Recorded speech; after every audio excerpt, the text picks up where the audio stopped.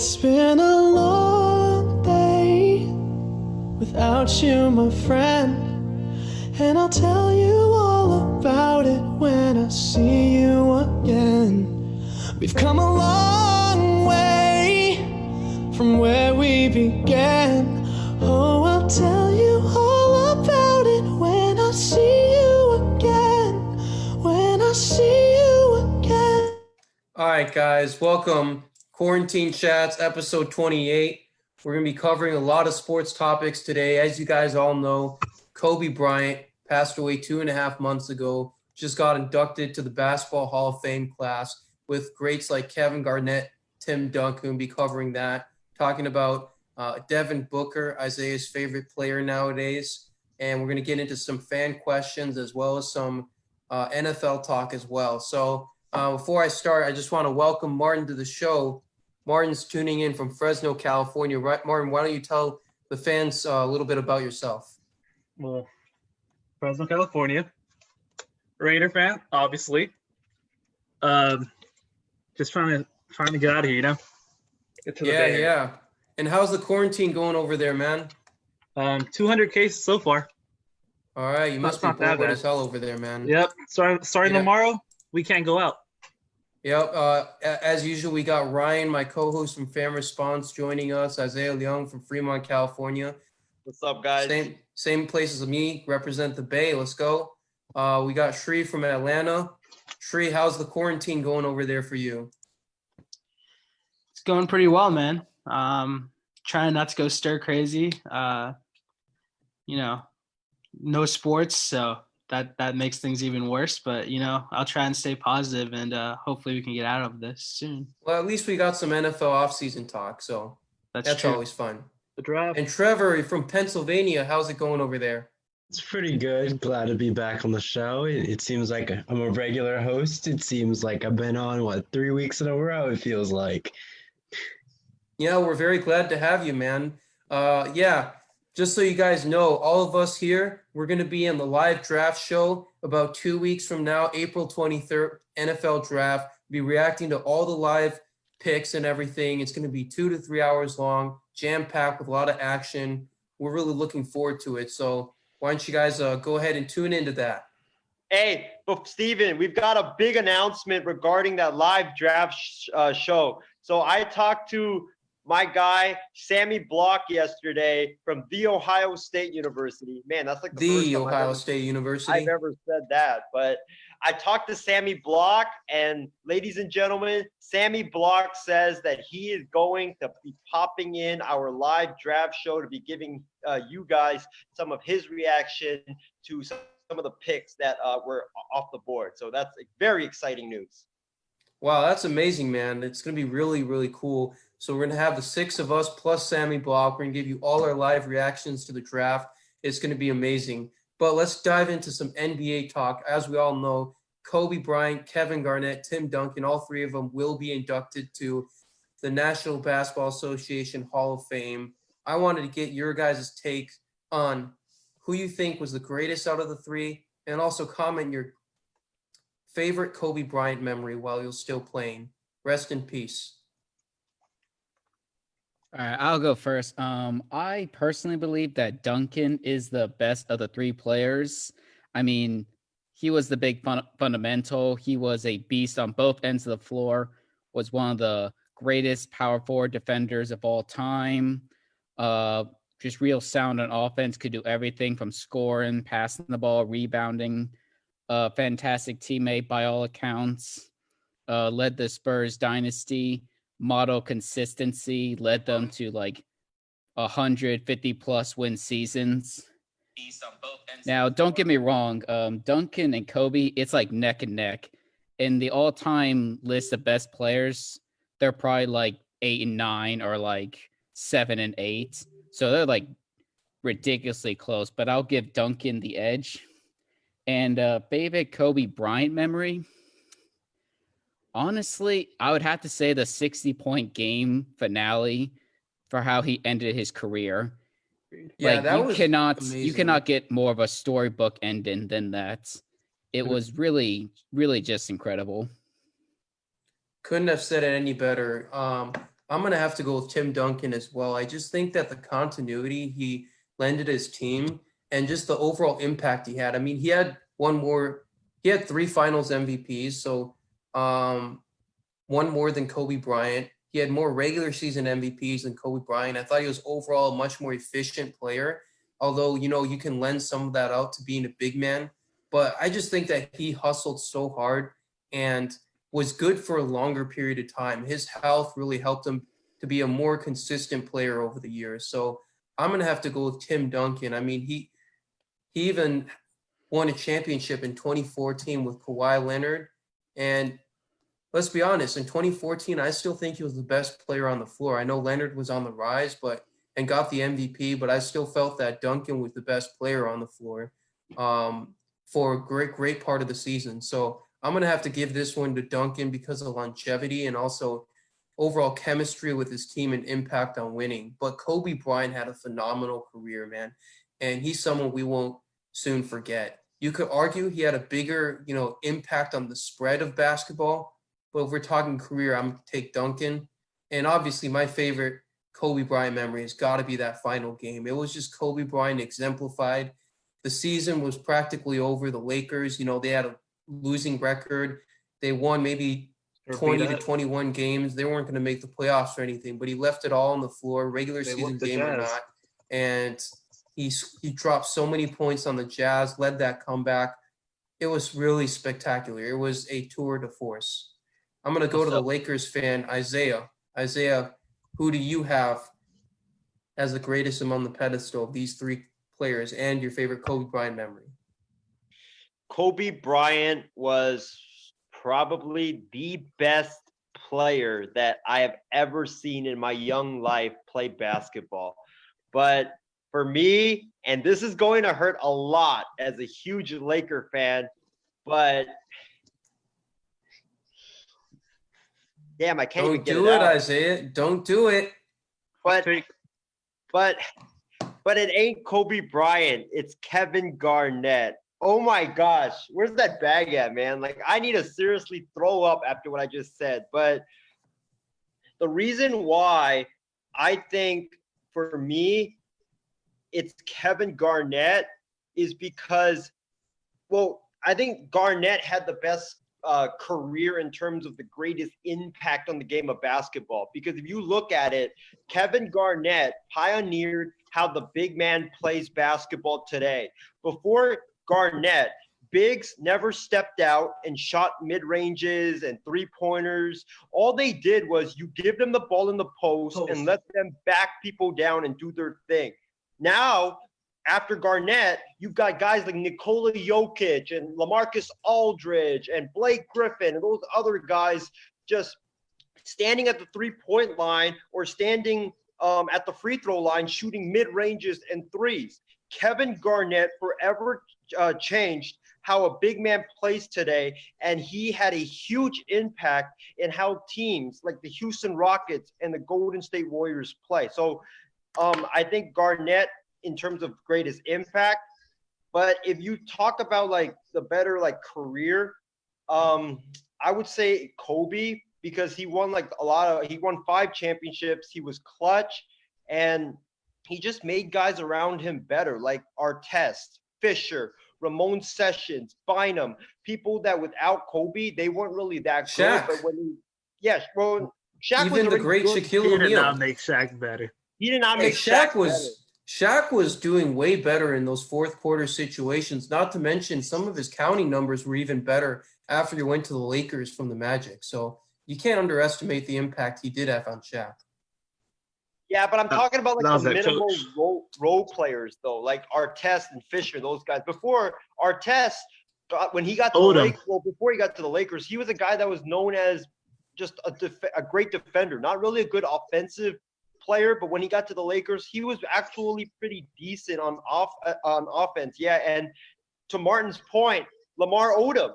Before Lamar Odom got to the Lakers, Lamar Odom wasn't really, that player that he was with the Lakers. He was far worse. So in terms of great impact on the game of basketball, I got to say it's Garnett. But in terms of like who had like the better career out of the 3, Kobe. Oh, no, All right. I gotta respond to a couple of his points. So you said Garnett was the real first big man to shoot mid-rangers, and I argue Dirk Nowitzki was one of the Oh, first man. ones to He's really amazing. popularize it, and he shot threes as well, not just mid-rangers. I think Dirk Nowitzki also played a huge role in addition to Kevin Garnett in terms of impact on the game. But I would say impact on the game has to be Kobe. I mean, yeah, Garnett helped big men shoot mid rangers and popularize that, but who says Kevin Garnett when shooting a wad of paper into a trash can? I agree. Kobe had an impact on every single level of basketball. Every single kid that plays basketball wants to play like Kobe. I mean, Kevin Garnett had his share of impact on the NBA, but it's not nearly the same presence that Kobe had. Yeah, I mean, I think if you go that avenue, you make that kind of an argument, it's hard to defeat because when you go to the playground, you don't hear people say Garnett or Duncan. They say Kobe or they say Curry, Curry. nowadays. So I think in that way, Kobe may have had the best impact as far as the culture of basketball. But if you're talking about legacy, purely basketball, I'll still take Duncan. But I want to go to Shree because Shree is a Boston Celtics fan. He's a well-known Boston/New England fan, and you might have heard one of the biggest surprises from Isaiah Young, one of the biggest Lakers fans I know, putting Garnett out there as the greatest player of the 2020 Hall of Fame class. So I'm going to have to give this one to Kobe. Not only was he objectively, in my opinion, the best player out of the three, if I were to choose to build my franchise around one of the three, it would have been Kobe. He did it with different teams. He won with different teams. If you look at Duncan, he had Ginobili and Parker for most of his time. Right. Garnett did it that 1 year, obviously with Pierce and Ray Allen, but was not able to, win in Minnesota. But Kobe, man, he won, several titles with all different types of players and all different types of teams. So I'm going to have to give it to Kobe. Not only that, but he was a brand ambassador for basketball.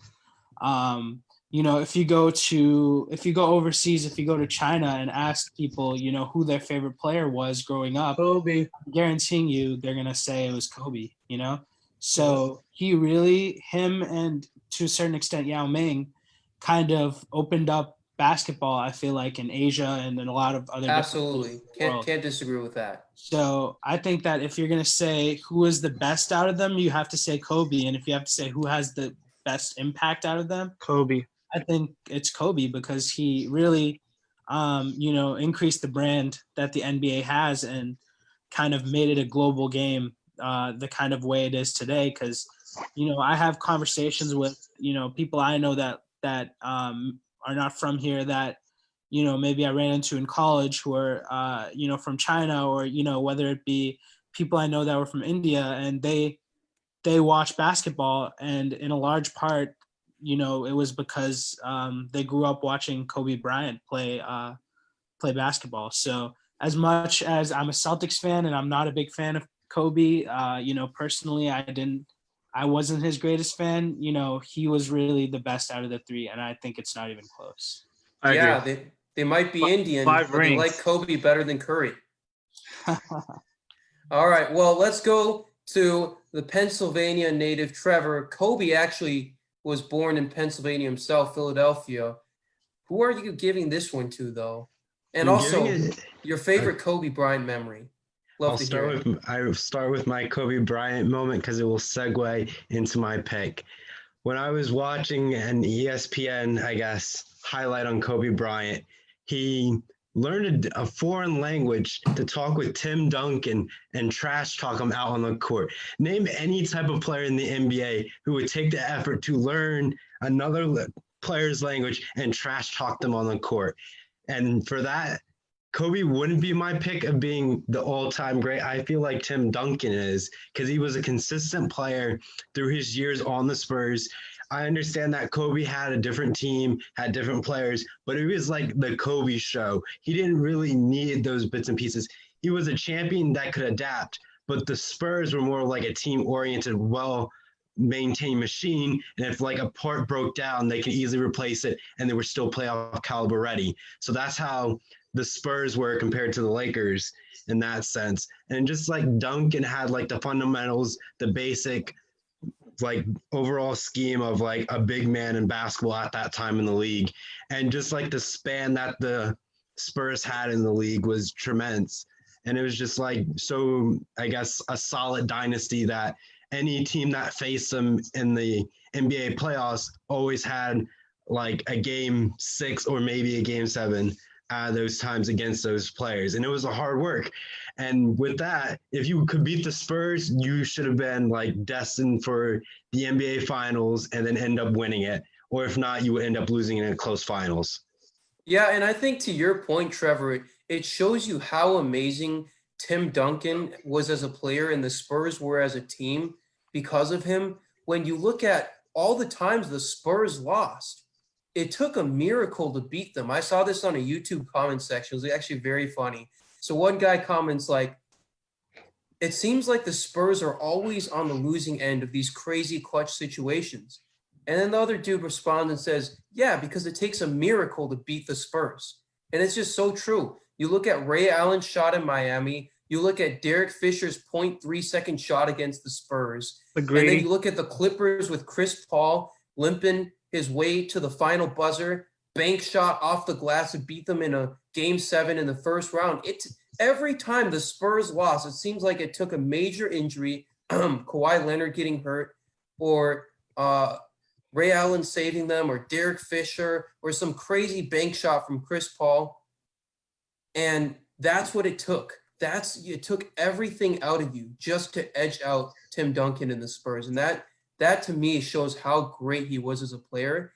And with Kobe Bryant, I didn't see it nearly as consistently. I know that he was really good with Shaq. I know he was great with Gasol and Artest. But there was also the time he got swept with those players. With Odom, Gasol, Artest, he got dominated by the Mavericks, right? And we also saw the time he blew a 3-1 lead against the Suns. There wasn't that model of consistency where it took a miracle to beat the Lakers as much as it did the Spurs. Yeah. You know, before we move on to our final segment, I just wanted to throw it out there. Does anyone else have any favorite memory of Kobe they want to toss out there? Yeah. Final game. Yeah, for Easily. me, you guys said like his final game. Yeah, I think that was a really great memory.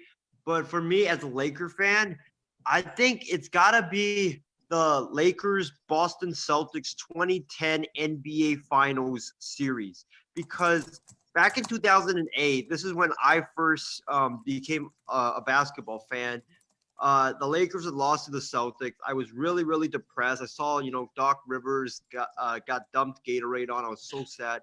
And then I always wanted the Celtics in a finals. Like when Orlando played Boston that next year, I was like, I hope Boston would win so that the Lakers would come back and crush Boston. And I just think that Kobe had that fire in him that he just wanted to beat the Celtics in the finals just to get revenge for 2008. And man, in 2010, he showed up big time, man. I think he averaged 30 points per game in like most of those series, except for game 7 where he struggled. But that series, man. And he passed to your man Artest, man, in that game. Artest with that clutch three. For that clutch 3, yeah, I remember that. So I think that one was by far for me the best Kobe Bryant memory was getting revenge on the Celtics. For me, that was the best series in the entire 2010s decade. I know a lot of people like to bring up the 3-1 comeback by the Cavs against the Warriors, but a lot of those games weren't close. Most of those games were blowouts. Same with the Heat and Spurs game 7 series, 3-pointer by Ray Allen, but most of those games were blowouts. That Boston-LA series was amazing. I mean, every game was close. You just saw classic grit and grind basketball where low scoring, every shot counts, take it to the yard house, kick it out for 3. You saw every shape, shift, and form of basketball. I loved it. I agree. I as a Celtics fan, I will point out that if we had Kendrick Perkins, we probably would have won that series. But aside from that, like I want to talk about my favorite memory of Kobe. it's an iconic moment, but it's not any great accomplishment of Kobe. I just think that this moment kind of shows his resolve and, his determination and, how he's not scared. When Matt Barnes was throwing that inbound pass against the Lakers, and you saw him, just like fake out Kobe, and Kobe does not flinch. He just stands there and stares him right in the face. I think that shows what Kobe was like as a competitor, and I think that kind of sums up his career in maybe one play or in a couple of seconds. That's the type of player that Kobe always was. So I love these mental ones. The mental ones that you and Trevor brought up is just spectacular because these are the ones that only diehard NBA fans really know of. Like, where the one where Matt Barnes caused Kobe to flinch. Everyone knows what Kobe did in his legacy. They know how many rings he won. They pretty much know how he won them and stuff. But to your point, I love that he didn't flinch at the basketball. And then the one where he learns a foreign language to talk crap to Tim Duncan. That's amazing. Amazing. Also, we'd be remiss if we didn't bring up the time where the man blew out his Achilles and then casually walked to the free throw line and then drilled 2 free throws to basically win that game. Yep. Game 80 of 2012, 2013. Just absolutely incredible. I mean, I'm a And LeBron that took him to fan. the playoffs. I'm a LeBron fan, but there was one finals where LeBron got cramps and he had to be carried off the court. Spurs. Meanwhile, Kobe tears his Achilles, walks to the free throw line, and makes 2 free That was throws. the Spurs. Oh, yeah, Dude, that was the that's Spurs. pretty impressive. The that no was air like conditioned 2012, game. 2013, where Kobe tore his Achilles. Yeah. LeBron got cramps in that no air conditioned game in at the Spurs. So And or they won maybe it out was in to get Miami. into the 8th seed. Yeah. I mean, I admire LeBron too, but that's one thing Kobe always had over him, giving 110% effort, regular season, postseason, just playoff or cruises. not, everything, And Wait, I wanted to respond to one more thing Isaiah said. Kobe bouncing back against the Celtics to win that series in 7 games after being crushed in 2008. Tim Duncan also had that signature moment as well in 2013 when Ray Allen hit that shot. And then in game 7, he misses that bunny layup. Who knows where that series would have gone, down 88-90 with a minute left. He misses the layup, tries to tip it back in, and he misses it again. You saw the resolve in him. He just slams the floor. At that moment, he knew he had probably blown the series. The next year, not only do the Spurs come out and just dominate the Heat, they beat them by a record margin in 5 games.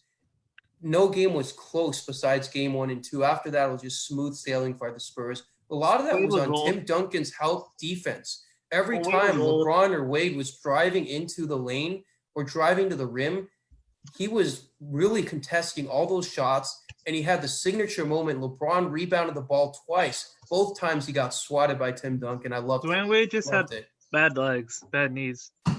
Yeah, but I mean, you can credit all you want. All I saw is Tim Duncan swatting the crap out of the Heat team, man. Wait, Steven, I got one more memory of Kobe before we move on. This was, I think, in 2009. I think it was like a game in January when the Lakers and Celtics were playing at TD Garden. If you guys don't know this, TD Garden in Boston to the Lakers was like CenturyLink Field to the 49ers. It was a place where we just couldn't win, man. It was like the environment was so hostile. You just go in there and like you already know you're defeated before first tip. So what happened was, I think this was the year after the Lakers lost to the Celtics. And then we go in there, I think it's like 90-90. Kobe Bryant has the ball. He dribbles, gets double teamed by Ray Allen and I believe Tony Allen. And then he just shoots a fadeaway. First team all defense. Yeah, and then he just shoots a fadeaway and banks it in. Clutch shot, gives the Lakers the win. And man, that was the game that, like, it made me feel so good because, as you guys know, I just hated the Celtics. Yeah, those are all good memories. So I love talking about Kobe Bryant, great memories. Let's move on to a topic. A lot of people, I know he's not the biggest star in NBA, but a lot of people do kind of see Devin Booker carrying the Kobe Bryant torch in terms of game, the style of play. Kobe Bryant really inspired him. You saw the emotions on the dude when Kobe Bryant died. It meant a lot to him. I think out of the current players that are in the NBA, he most emulates Kobe Bryant's game. And I know that he hasn't had as much postseason success as a young Kobe or Kawhi Leonard or anything, but the style of play is one thing that I can get behind, and I think, wow, it does remind me a little bit of a young Kobe. So I want to start this topic off by saying, Booker's been putting up solid numbers in Phoenix. He might represent one of the last hopes for Kobe's game to really permeate into modern basketball, because, one thing about Kobe's death and Kobe's retirement is that after that happened, right, we wouldn't really be able to see Jordan's game emulated anymore, because basketball is a lot more about threes now rather than long two fadeaways or long twos in general. Booker's taken some of that, right, and added a little bit of a three-point game to that. He's averaging really good numbers. Do you guys view him as a superstar? I'm going to give this one to Isaiah, who is the biggest Booker advocate that I know out there. All right. Before I get into my rant, I need to look my guy Stephen Wang in the eyes right now and say, Stephen, it is time for you, my man, to apologize to Devin Booker. When he was coming out of Kentucky, I gave you his scouting report, and I said, give me a comparison for this guy, and you called Devin Booker the next Danny Green. Wow. It is time for you to go live and apologize to that man for you comparing him to Danny Green. Come on, man. All right, Devin Booker, this is an apology to you. You are not Danny Green. You're not as clutch as him, but you're a much better overall player. You are on the cusp of being a superstar, but you're not there yet. Devin Booker's an all-star. He's not a superstar. Isaiah, I need to hear your take, though. All right. So as you guys all know, the reason why we put this topic into today's show was because me and Steven have been going back and forth on this for so long. It is time that this question be settled once and for all. For me, Devin Booker is absolutely a superstar. How do you define superstar? No. Well, in my book, no pun intended, by the way, no pun intended.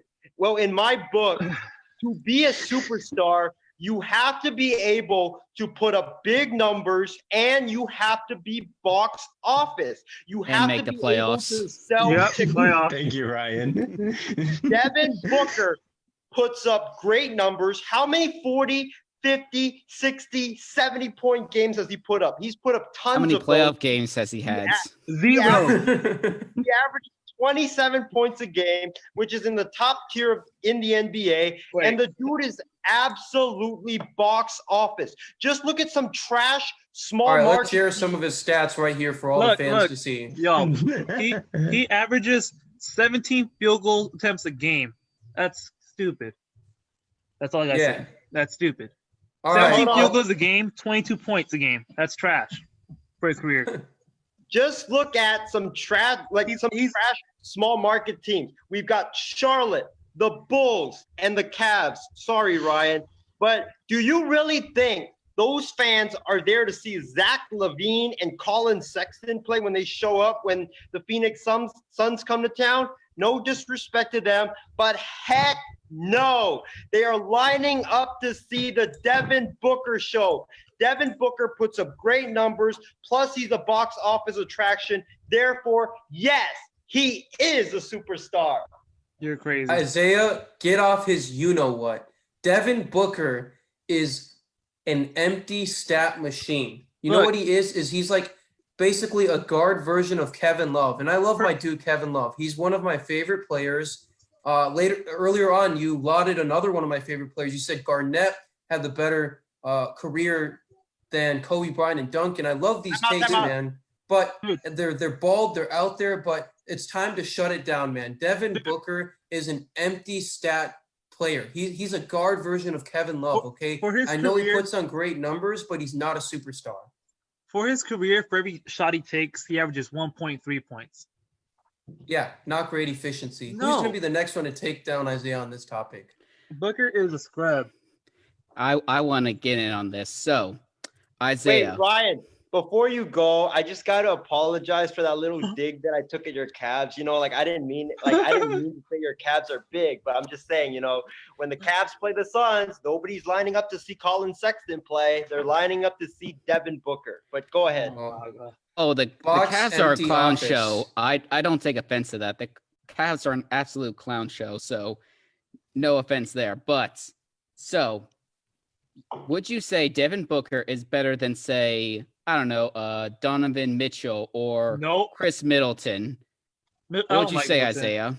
I would say he's better than Middleton for sure. Okay, so he's better than Middleton. So let's take a look at some stats, shall we? In offensive box plus minus, Devin Booker is 3.1, and then if you look at Chris Middleton, he is 3.4. But Devin Booker is, for this year, minus 1.4 at defensive box plus minus, while a Chris Middleton is a 0.9. So overall, box plus minus, Chris Middleton is a 4.4. Meanwhile, a Devin Booker is like a 1.7. That's like barely above average. In value over replacement player, Devin Booker is a 2.1. Meanwhile, Chris Middleton is a 2.7. And no one's saying Chris Middleton's a superstar. And Middleton is not. Also, I'll point out the obvious. Devin Booker puts up good stats in loosened efforts. His team is not great. Guard version of Kevin Love. He is a high volume player. And a reason for that is he is just terrible on the defensive end. For as much crap as James Harden gets about defense, his defensive plus minus He's is improved a lot, 1.7. actually. Yeah, It's he's improved a lot. 1.7. That's twice as good as Devin Booker. So Devin Booker can play defense. He's a high volume shooter. He averages good assists, but he's not a great rebounder. So what you have is a player that can shoot the ball a lot, but doesn't affect wins or losses. And the advanced stats prove this.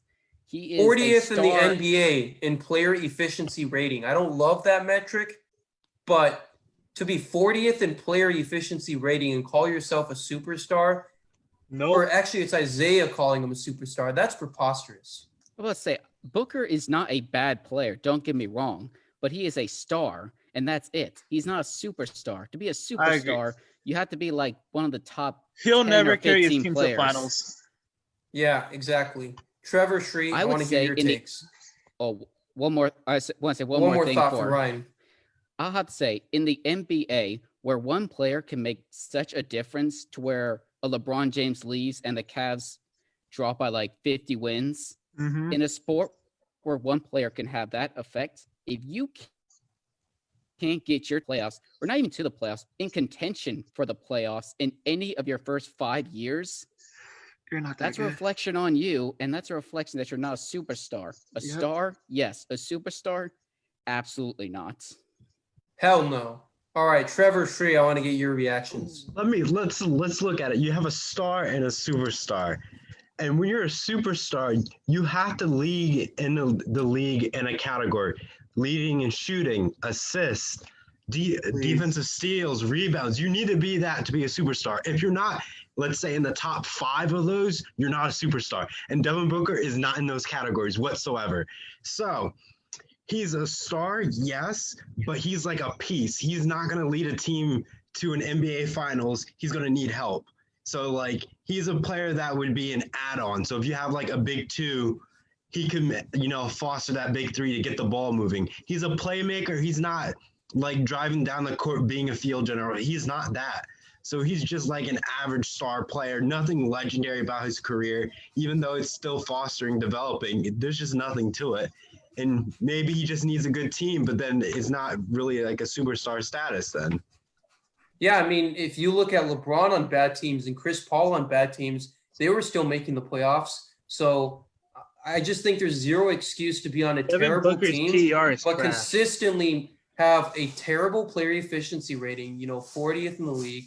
consistently not put up that much effort rebounding and in defense, and then on top of that, consistently have fewer than 25 team wins every season. That's not superstar status to me at all. Shri, anything to add? I'm gonna agree with everyone else here. In my eyes, to be a superstar, you got to be a top 10 player. And Yep. would I say Devin Booker's a top 10 player? I would not say Devin Booker's a top 10 player. None of the years that he's been in the NBA has he been a top 10 player, in my opinion. Nope. Now, does that mean that he doesn't have the potential to do that in the future? I'm not so sure. He's 23 years old. He's a young player. If he were to be on a team with better pieces, do I think he can elevate his game? Yes. But at the end of the day, like when Devin Booker is retiring, I don't think that we're going to go and say that he was one of the best All-time great. to play, during his time. And to me, a superstar really means that, we think back at the person and we say, or the player, and we say, this guy was one of the best to do it in the era that he played in. And is Devin Booker a star? Does Devin Booker have potential to be, one of the top 10 or 15 players? Like if he gets on a better team, then yes, I do think so. However, like I think my definition of a superstar might be more restrictive than other people's definitions. And by that token, I don't think Devin Booker is a superstar. Would you I rather just have think top 10 player, guys. That's it. Let's keep it simple. Like Hell yes! I put him top 5 if I could. Oh my god. would you rather have my Mitchell ears. or Booker? Mitchell. Easily. I And they're actually both take Booker. 23. And They're both 23. Martin, to add to your point, thank you for bringing that up because I have some Donovan Mitchell versus Devin Booker stats. Donovan Mitchell has a higher usage rate, about 30%, to Devin Booker's usage rate of, let's see, about 29.5%. Meanwhile, Donovan Mitchell is leading his team 2 wins and only turned the ball over 10% per 100 plays. Meanwhile, Devin Booker turns the ball over almost 16% per 100 possessions. That is not winning basketball. He has a lot of assists, but if you have like 4 or 5 turnovers a game, that kind of negates the assists. So he is a good playmaker, but he averages a lot of turnovers while doing it. That's another factor that doesn't contribute to winning basketball. For as much as James Harden gets crap for turning the ball over too much, his turnover percentage is only 14% compared to Devin Booker's almost 16% per 100 possessions. Just not winning basketball. And as Steven said, P or player efficiency rating is just terrible. 40th, and you want to call him a top 5 player? I don't love the player efficiency rating, but my goodness, if it's 40th, no. Just stop saying he's a top 5 player. Make the playoffs one time. I have just as many playoff points, assists, and rebounds as Devin Booker, and I'm sitting on my couch right now. Go Ryan Schreiner from Ohio. Hey, Timberwolves, Warriors, Cavs, if you're listening to this, sign Ryan Schreiner to a deal. He's looking for work right now in the NBA. See, I don't think playoffs are as important, especially in the NBA, because I feel like you need to have a team around you to make the playoffs or to be successful in the playoffs. But what is his win share? I disagree. LeBron could have the 6 of us on his team, and he'd make it to the 8th seed in the East. No, but LeBron is one of the best players of all time. I don't think you can hold all superstars to the same expectations as you have LeBron. So yeah. Okay, I don't think that Devin Booker's win share is trash. To Shree's point, would you guys consider DeMarcus Cousins in his prime before he tore his ACL as a superstar? Yes. Okay. Yes. Didn't I think Kings that would- make the and I think playoffs a couple years?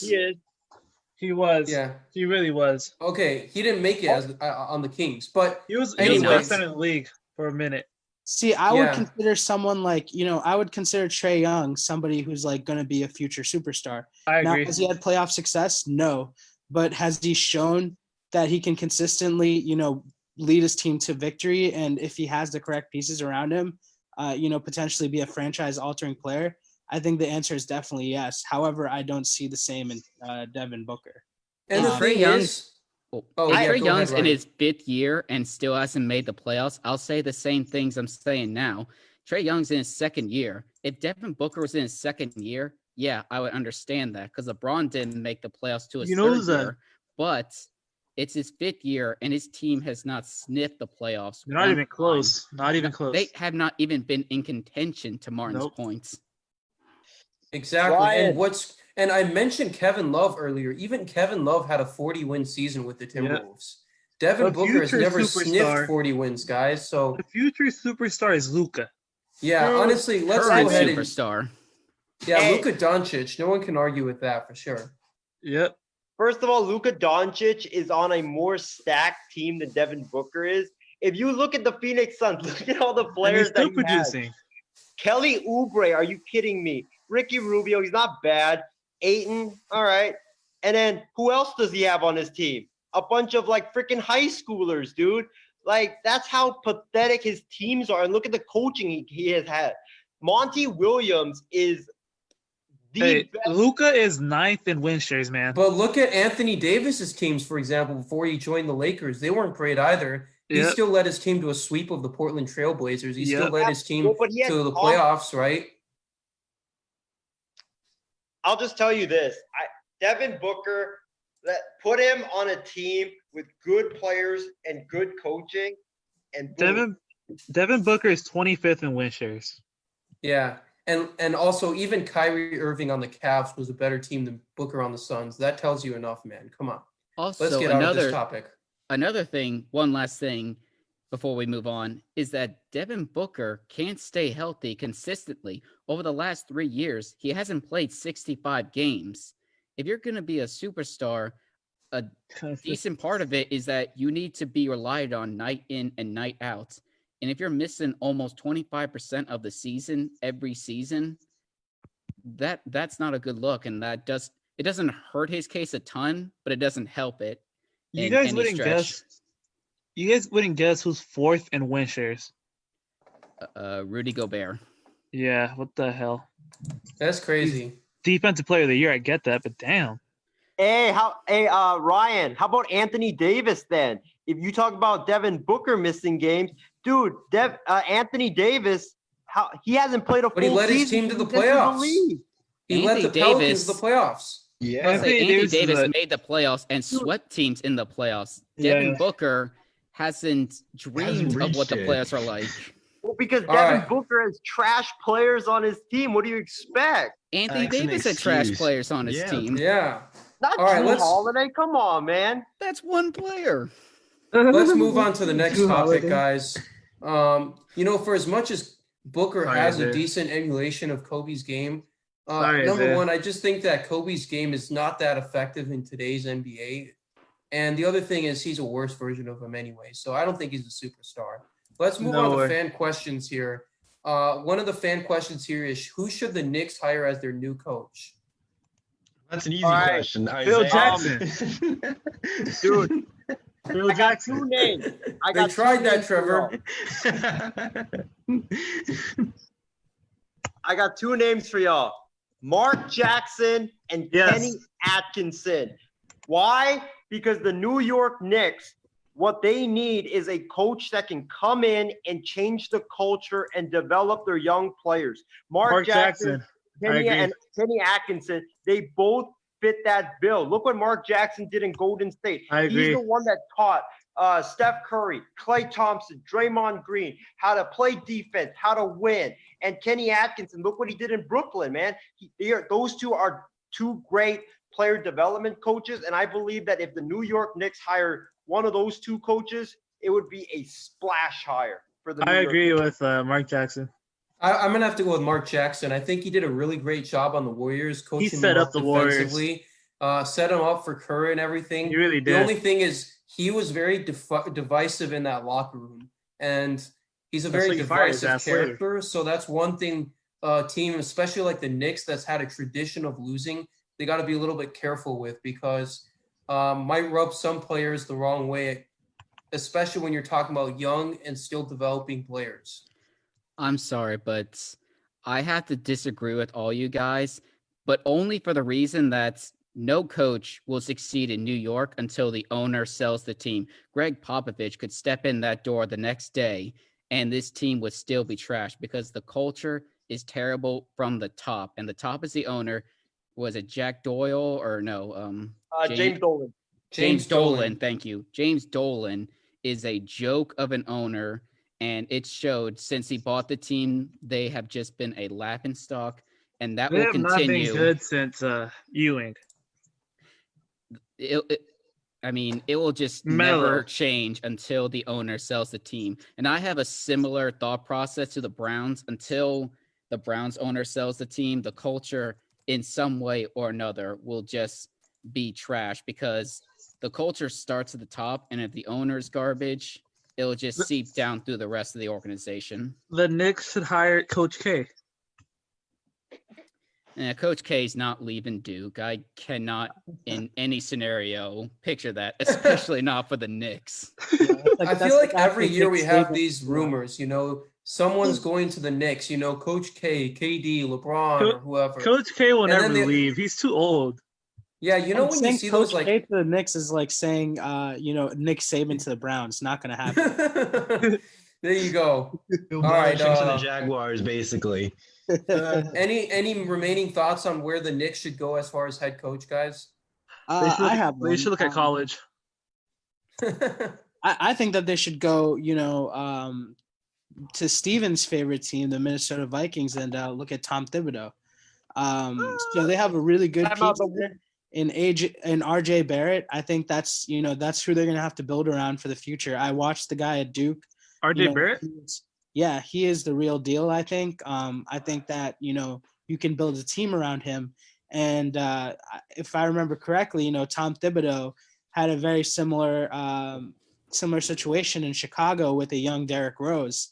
And he was able to build a perennial contender out of those Chicago Bulls with Derrick Rose and kind of lead a resurgence of the Bulls that we haven't seen since, or at that point we hadn't seen since MJ in the 90s. So I think that, as much as, he's not had the success that he's, desired in the past few years, I think that the New York Knicks are in a similar situation that the Chicago Bulls were in prior to Derrick Rose arriving. And I think that Tom Thibodeau can work some magic on the Knicks. And, as a Celtics fan, I really miss having that, New York-Boston rivalry alive and well. As much as the Knicks are our rivals, I would love to have some playoff series in the future with Jason Tatum and Jaylen Brown and RJ Barrett, and I think Tom Thibodeau can get a couple pieces to the Knicks. I think they can make it happen. Yeah, I think that's a good pick. One cautionary thing about Thibodeau is he tends to overwork his players a lot, both in game and in practice. He had those issues as far as his time in Minnesota and also his time in Chicago when it came to overworking the players. So that might not be the greatest thing for the development of young players like RJ Barrett, but otherwise I still love the pick. I think it's definitely a net positive in terms of the direction they'd be heading from now. What about Scott Brooks? He's about to be a free agent. I got three things to say. So first of all, about James Dolan, as you guys all know, James Dolan recently contracted the coronavirus. Dolan, if you're watching, even a lot of people hate you. Wish you a speedy recovery from that. Nobody wants to see anybody dying from the coronavirus. Second thing, to Shree's point about the Chicago Bulls, I agree with that. I really think the New York Knicks should take a look at what Thibodeau did with the Chicago Bulls. I'm not saying hire Thibodeau exactly, but hire a coach that can develop young players, and then you can bring in a young star as a rookie, LaMelo Ball, who I really want the Knicks to draft. And then I think you can start building around your coach, either a Kenny Atkinson, Mark Jackson, or whoever that can come in and instill culture. And then you can also build around your young stars with Barrett and hopefully LaMelo Ball. What about the sorry-ass Bulls head coach? Yeah, I really do think the Knicks should look at the Bulls. And another comparison I Jim would make Boylan? is the Lakers, the young Lakers. Remember before Luke Walton arrived? I think it was Byron Scott who was the Lakers head coach, and Trash. he was terrible at developing players. The Lakers fired him. They hired Luke Walton to come in and develop players, and then they drafted Lonzo Ball and Brandon Ingram and those guys. I really do think the Knicks need to look at those models. Yeah. The Knicks need to hire Tim Duncan. Oh, I love that. That'd be I cool. love that take. That'd be cool. That'd be I don't think cool. the Knicks are as hopeless as people say they are, man. They got Julius Randle. They have R.J. Barrett. You know, they're going to have another high draft pick this year. It's New York.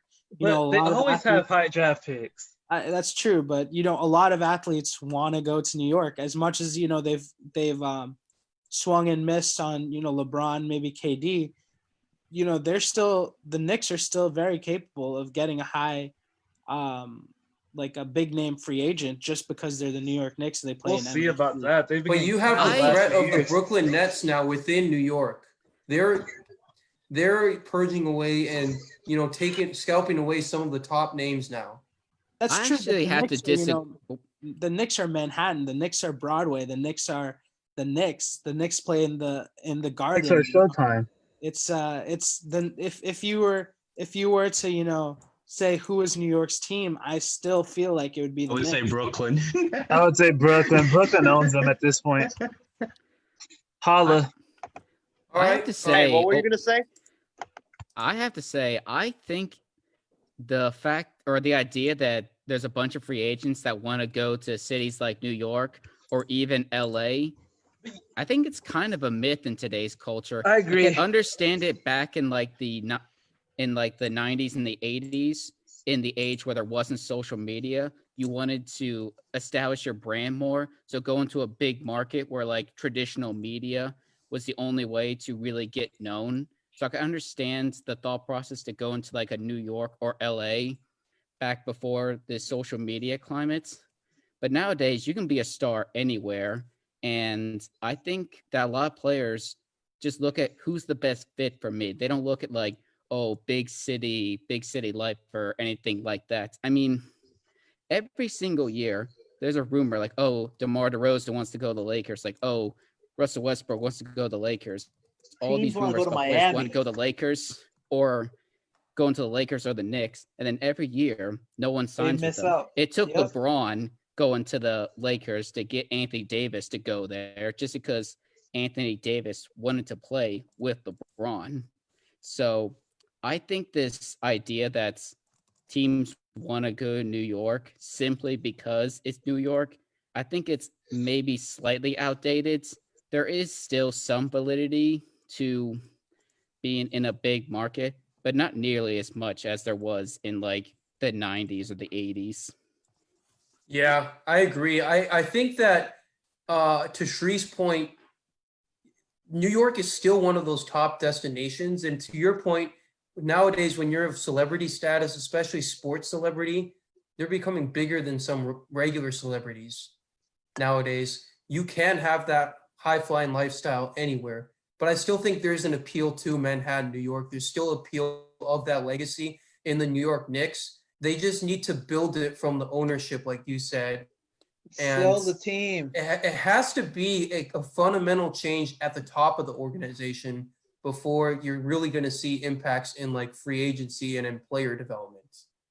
You know what I think the Knicks should like Sell stop the doing? Like team. what they need to change is the New York Knicks need to stop making their decisions based on future free agents. Like, let's look at it. They hired David Fizdale. Why? Because they said they saw 2 years down the line, oh, Durant's going to be a free agent. LeBron's going to be a free agent. Kyrie's going to be a free agent. We need to hire a coach who has connections to them so we can get them.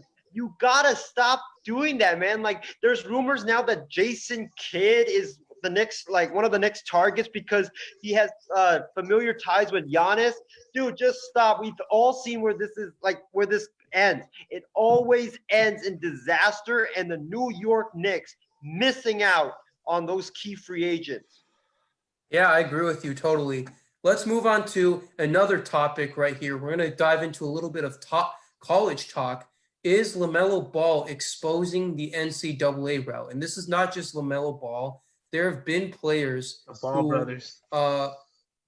Who are college age. They're not quite ready for the NBA, not 2 years removed from high school yet, or 1 year removed from high school. And they go overseas to play basketball. They come back to the United States to play NBA, and they're one of the top draft picks. The best part is they Is get that paid. approach now with LaMelo Ball projected to be a top 3 pick, potentially number 1 overall? Is think that so. exposing NCAA basketball as a whole? I would say that almost every single athlete and most of the general population knows at this point that the NCAA, especially when it comes to college basketball, is a borderline scam. I mean, it is just a corrupt practice, recruiting for college basketball, that is. And I would say that overall, it'd probably be more beneficial if an athlete was just strictly focused on basketball and had no other contention plans to just play overseas. Now, I will say the only drawback is, on average, the overseas players don't really get as much attention as college basketball players. I mean, you have the players like Luka, or in this case, LaMelo Ball, but that was because Luka was a transcendent talent, and LaMelo just got the attention from his father and all the drama that goes on with that Ball family. LaMelo's going number 2. He is talented, but would he have gotten all this attention overseas if it wasn't for his family and just the attention or the draw that comes with that? So I don't know. Do you guys agree with the draft falling to August?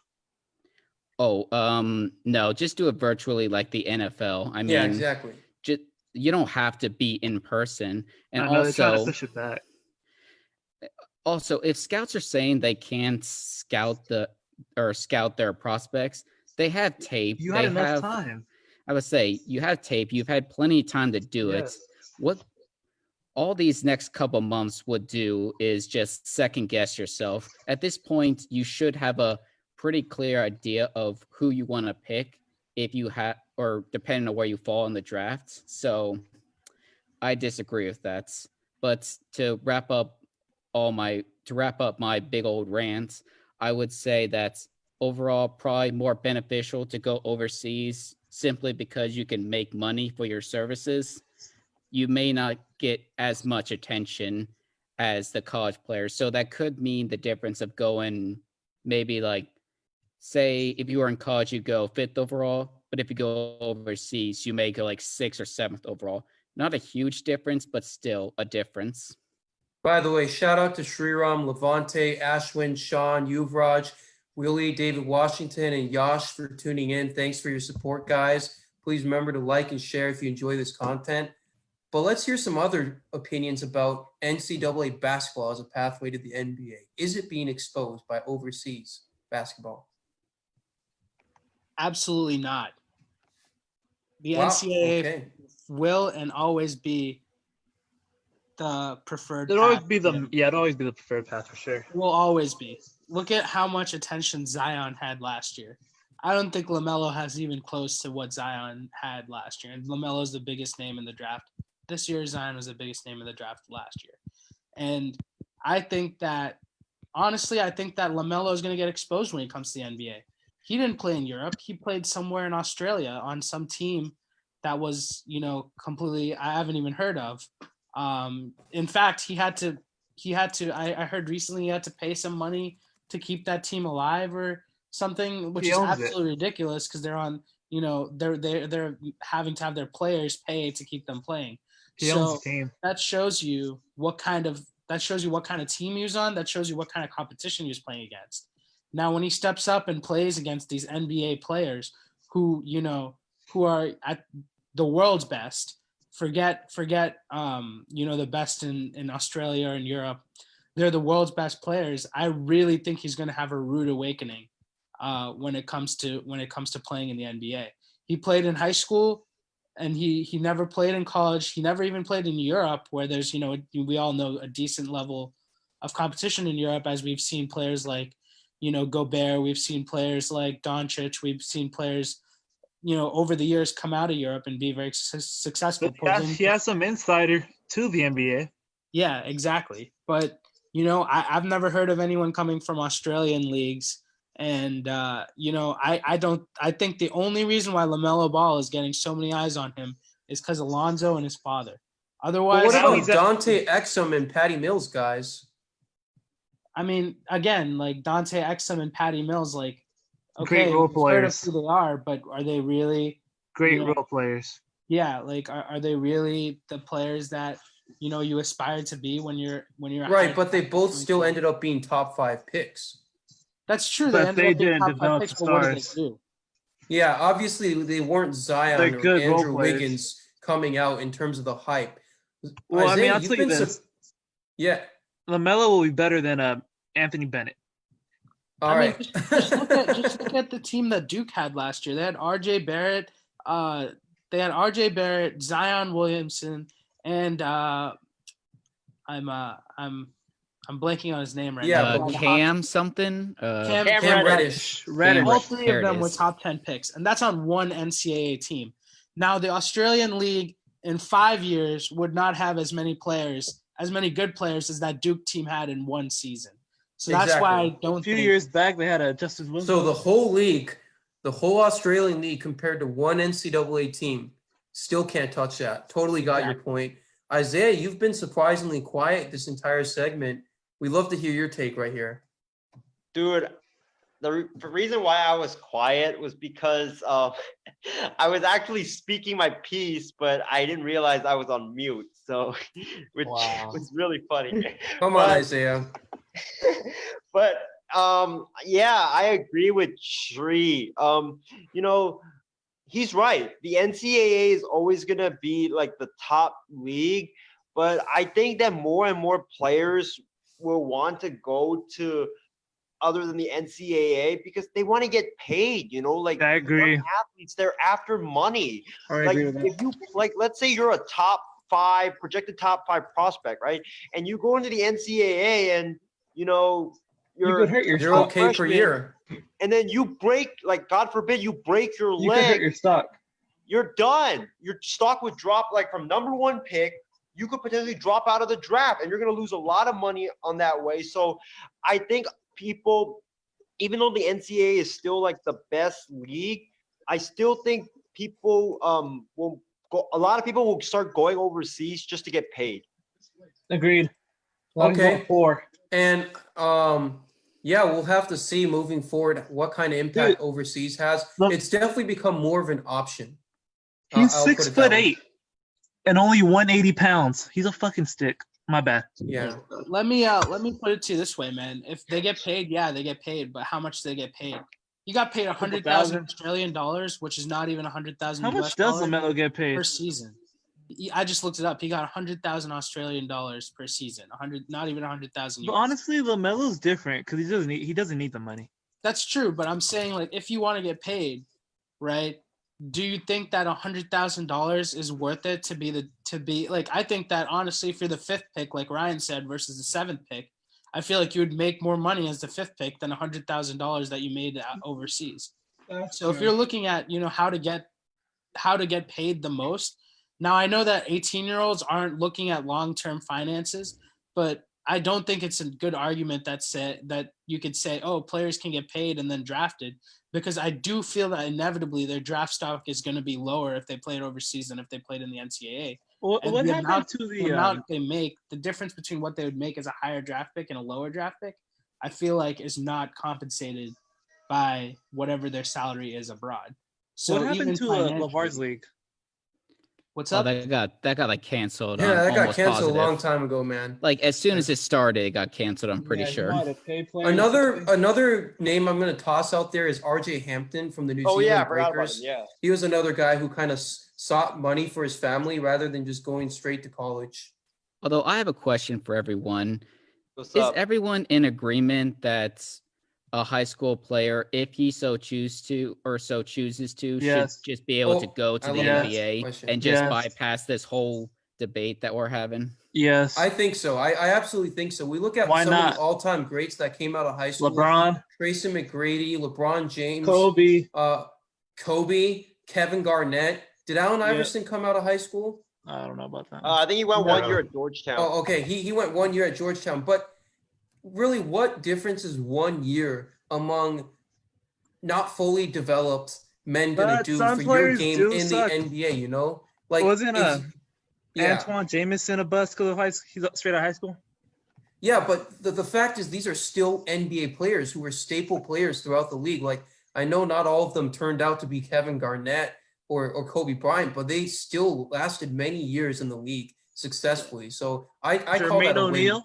Jermaine O'Neal. Yeah, and he was a staple starter in the league. He did well, I thought. So Rashard Lewis. I mean, look at players like Anthony Bennett or Shabazz Muhammad. Like you have those players from the NCAA that suck too. You know, Adam Morrison like from Tyson Chandler. Gonzaga. Always good. Yeah, exactly. So Wait, anyway, Well, hold on. Steven. Hold on, Steven. Yeah, oh let's yes, go to we haven't Trevor. gotten Trevor's take yet. Sorry about that, Trevor. You saying that like the high school players going straight to the NBA, I feel like they need at least 1 year in college, at least one. Why? The reason is that the high school competition is nothing like the NBA. I don't care how much you want to say and compare it. 1 year of college is enough because you're playing against seniors who are about to go into the NBA. If they smoke them, then it's enough. Then they can leave after college, 1 year and done. And that's easier. I need that 1 year consistency. Yes, you can dominate in high school, and it depends on your high school league. If your high school league is trash and you're like an amazing player scoring 35 points, let me put you to a different part of the country and you might be only scoring 15 points. I need to see what you can do at least against almost fully developed people who are about to graduate and go into the NBA. I need to see 1 year of that. If you can prove me wrong, then you can go into the NBA. What about I'm with you there, Anthony Trevor. I'm Simmons? with you there. But the thing is, I think it should be left to the free market to decide, right? If an I NBA agree. team I decides agree. that they've seen enough from this guy's AAU mixtape, his high school years, and they want to take him with the 7th overall pick, they should be allowed to do so. It should really be the decision of the player and the decision of the teams. If he goes undrafted, that's on him, right? But if a team wants to take a risk on a straight out of high school player, they should be allowed to. There shouldn't be a restriction of the player's freedom. But see, I feel like it could work out against a lot of the players' best interests. You know, at 17 or 18 years old, whenever you're getting out of high school, you know, you may think, I know a lot of players probably think that they are a lot better than what they actually are. So I see that, you know, maybe hurting a lot of players in terms of the long run because, you know, they miss out on that opportunity to go to college and then they also miss out on the opportunity to get into the NBA. The So last player to I do see both so sides is of the debate here. Oh yeah. Yeah. It's definitely a concern for the players, but if they want to take that risk, I'm saying they Go should for be it. allowed to. And another point I wanted to bring up, in case someone out there is wondering this, what's our position in terms of football players? I support football players having to wait 3 years because unlike the NBA, if an 18-year-old tries to go to the NFL, they will get destroyed. They would die. You have Yeah, he to would like die. build up. Exactly. You have to like become a man to play in the NFL just because the physicality. The NBA is not nearly as physical, and you can get away with being a smaller framed person. I mean, look at Kevin Durant. He's a top 5 player, and he's like what 190 in all truth. So Yeah. that's why I have the difference in terms of if they're allowed to go straight out high school for basketball. Right now they versus can't, football. right? Yeah, they can't. They can't. You Yeah, have like, to be 1 year out of high school. How did Anthony Simmons do it? Anthony Simmons. No, Anthony Simons or Simmons. Might have Did been he an just age wait a thing. year? He may have just waited a year after Did he? Yeah. high school because right now the rule is you have to wait a year after high school. You don't have to play basketball, but you have to wait a year, to the best Yeah. of my knowledge. Yeah, Steven, to wrap it up, like, yeah, to Ryan's point, I totally agree with him. Like, football, you absolutely need to wait 3 years because, listen, look at like a Brandon Ingram. Most high schoolers that come out is like him, really skinny, you know, just like tall and just skinny. Imagine a guy like Brandon Ingram when he came out, he was like what 6'7", 190 pounds, like thin as a skeleton. If he comes out and plays in the NFL, start digging his grave. Yeah. Start preparing that "See You Again" mixtape. Goodbye, Brandon Ingram.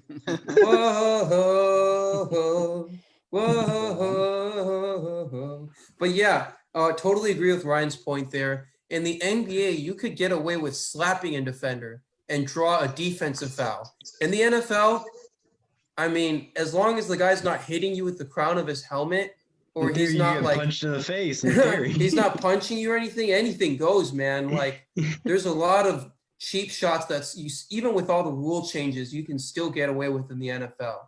So I think NFL, absolutely, you shouldn't be able to go out of high school. NBA, absolutely, I think you should. I think it's a decision that should be made by the individual player and a decision that should be made by the team. All right, let's move on open to market. A little bit of college football talk. How would you guys, just real quickly, how would you guys grade Jimbo Fisher's tenure at Texas A&M thus far? Let's see. He's not doing much better than before he got there, and he's not doing worse. Like they brought him in to win championships. That was the school's line of thought, at least. And they are very, very, very far from that. So you can't really give him a great grade. They're gonna lose to Fresno State this year. Don't know about that one. Don't know about that one. They do play this year, though. Hey, but Ryan, they did play Clemson to 2 touchdowns. They were 2 touchdowns away. That's not a huge accomplishment considering North Carolina, like 2 weeks, was 1 play call away from beating them. If they didn't run a stupid 2-point conversion play on the goal line. Yes, an option which never works. All right. Well, Trevor, you're laughing a lot. I want to hear your thoughts on Jimbo Fisher's tenure at Florida State. Florida State. I thought we talked about A&M. Oh, it's Texas A&M. Texas A&M. See, he's so trash. I can't even remember his most recent tenure. I can't blame Texas A&M. Like their schedule this year was so rugged and rough. I mean, they did have to play Alabama, Clemson, and Auburn. LSU probably too. It was just awful. And like out of that, you end up going 7-5. It's like if they beat all those caliber teams, in my opinion, they would have been the number 1 spot in the college football playoffs without a doubt.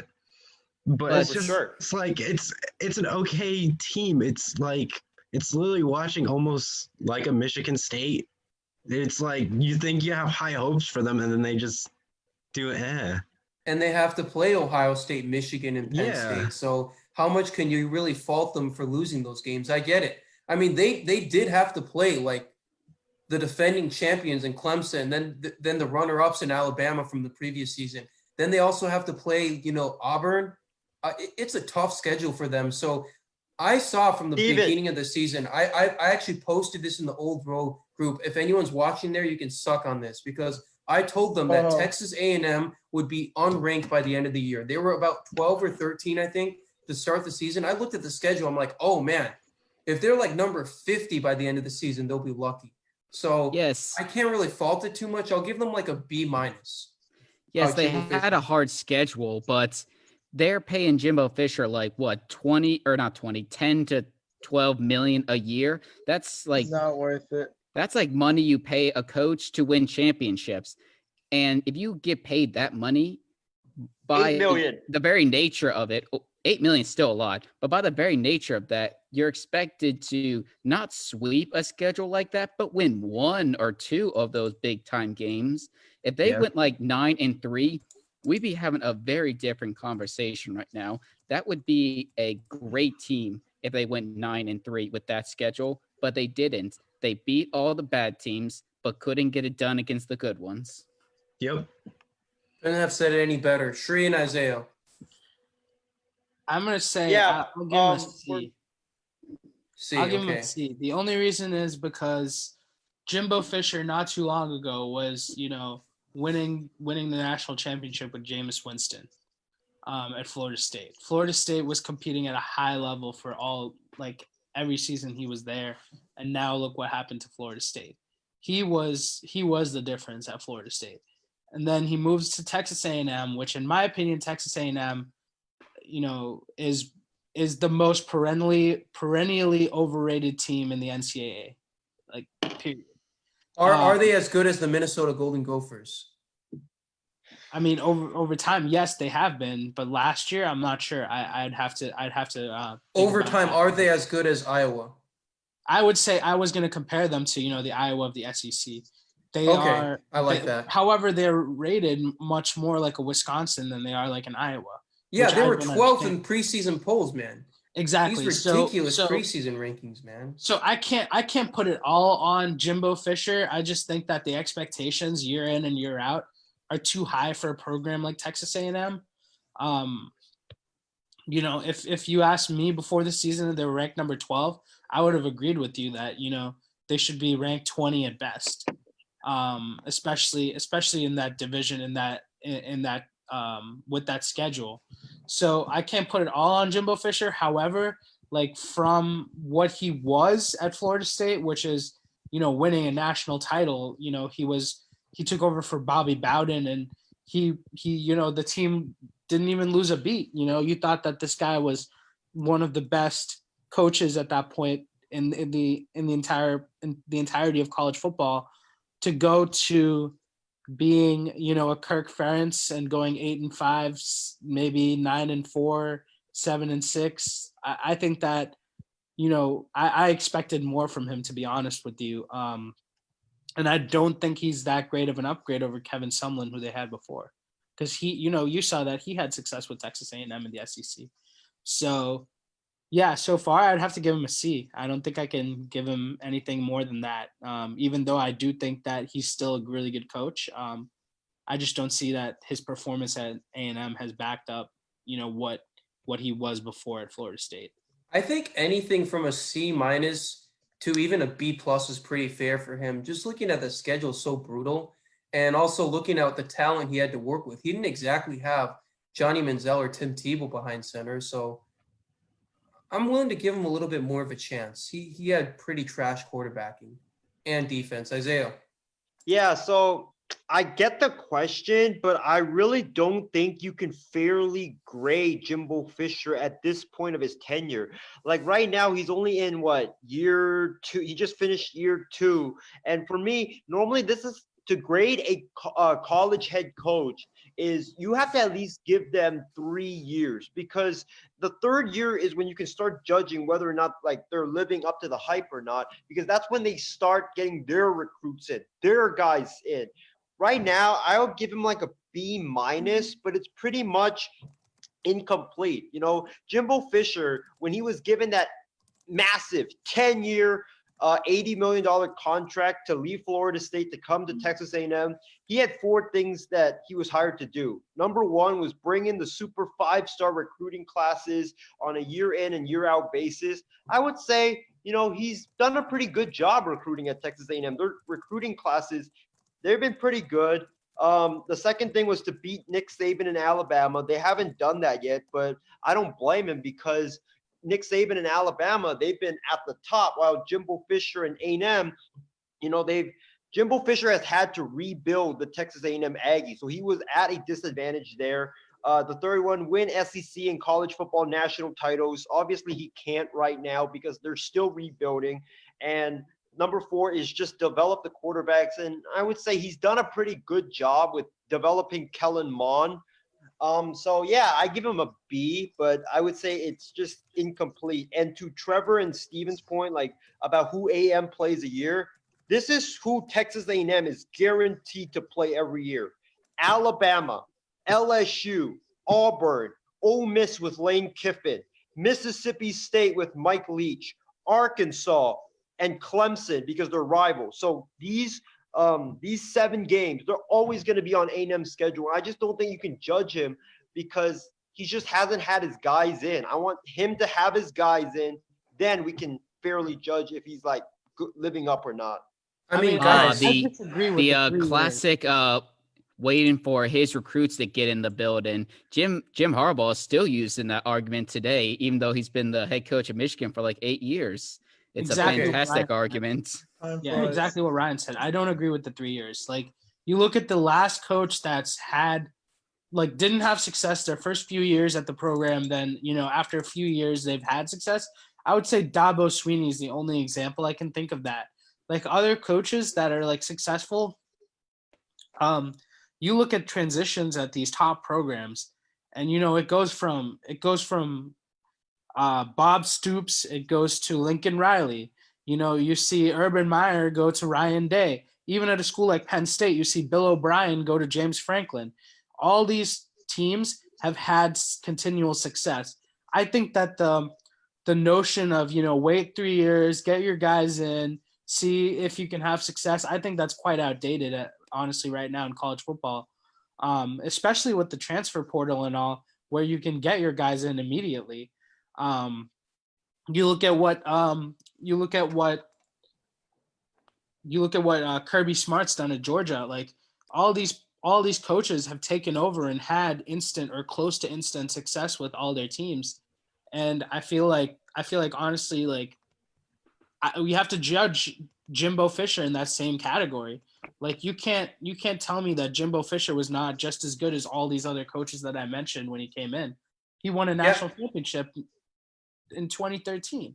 So, to Isaiah's point, you do have PJ Fleck in Minnesota, 5-7 his first year, 7-6 his second year, third year 11-2. So there's success stories. But PJ with the Fleck traditional is not line of thought. Jimbo Fisher. I'm not going to judge Jimbo Fisher on the same scale as I judge PJ Fleck. PJ Fleck's fair enough. Paid $80 million. All right. That's Yeah, true, and but another Jimbo- point, Jimbo Fisher's getting paid like Urban Meyer money, and Urban Meyer inherited a 6-7 Ohio State team, so he didn't have tremendous amount of talent, so he didn't inherit a good situation. And the next year, his first year, they went 12-0. So if you are truly a game-changing coach like Jimbo Fisher was hired to be, you can have success immediately.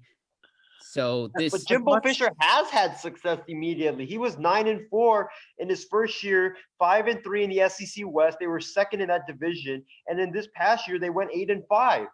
So That's it's not okay. success in Kevin my Sumlin was 10-2 at one point in his tenure, and he got fired. So exactly. like, And he so was I- hired to be an upgrade, and so far he has not been an upgrade. And that's why I gave him a C. It's been more of the same, so just an average grades. But I the agree with difference is Ryan. that Kevin Sumlin had a superstar quarterback in Johnny Manziel, while Jimbo Fisher has had Kellen Mond. All right. So I keep hearing people comparing Jimbo Fisher to Kevin Sumlin to Kirk Ferentz, all of that. Okay. I hear Kirk Ferentz on Iowa being brought up. So let me ask you guys, if Kirk Ferentz in Iowa had to play Clemson, Auburn, Alabama, Georgia, and LSU last year, and Oklahoma State and Ole Miss, what would you expect their record to be in 12 games? I would expect them to win one of those hard games.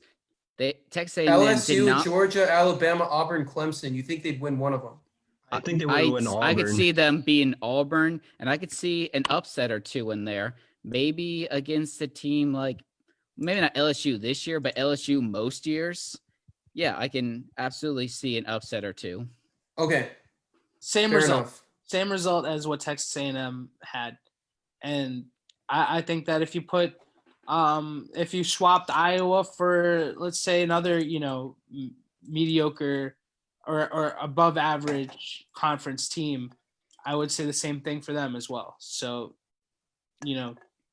I don't think that he's done anything too special at Texas A&M. And for as much slack as we give Jim Harbaugh was able to have in his second year a top team that was, number 2 when they came into Ohio State. I feel like people forget that Jim Harbaugh turned around that Michigan program really quickly. Plus, he destroyed Wisconsin and Penn State at times. Exactly.